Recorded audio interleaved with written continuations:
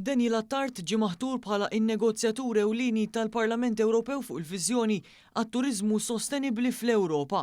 Din il-ħatra tfisser li l-Ewroparlamentari Laburista se jmexxi in-negozjati f'isem il-Parlament Ewropew dwar kif il-politika għat-turiżmu għandha tiġi riformata biex l-industrija tkun aktar sostenibbli, inkluż kif tista' tindirizza l-isfidi strutturali li qed jaffaċċjaw diversi reġjuni.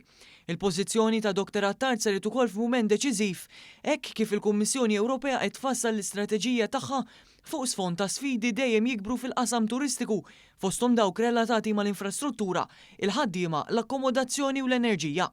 F'dan il-kuntest l-Ewroparlamentari Laburista fisser li t-turiżmu ma jistax u m'għandux jitqies f'iżolament iżda fil-kuntest tas-setturi kollha li jimpatta: it-trasport, l-enerġija, l-iżvilupp sostenibbli, il-ħarsien tal-ambjent u l-kompetittività ekonomika. Dwar dan u l-importanza tat-turiżmu u tenna li b'riforma xierqa ikun ta' ġid tal-kulħadd.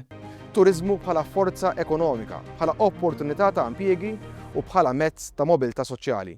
U qal ukoll il-ħidma tiegħu se tkun iffukata biex Malta u Għawdex ikunu parti minn viżjoni Ewropea li tpoġġi reġjuni żgħar u gżejjer fuq qudiemnet tal-iżvilupp turistiku sostenibbli. Dr. Attard ikkonkluda li għal Malta u Għawdex it-turiżmu kienu jibqa' kontributur ewlieni tal-ġid nazzjonali u pilastru ta' miżuri soċjali u progressivi.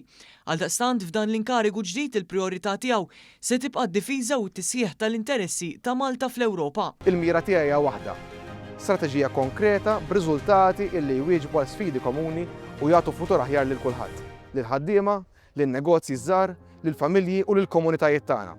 U fuq kollox il-mira ħarija tiegħi tibqa' dik illi niddefendi l-ewwel u qabel kollox l-interessi ta' Malta fl-Ewropa.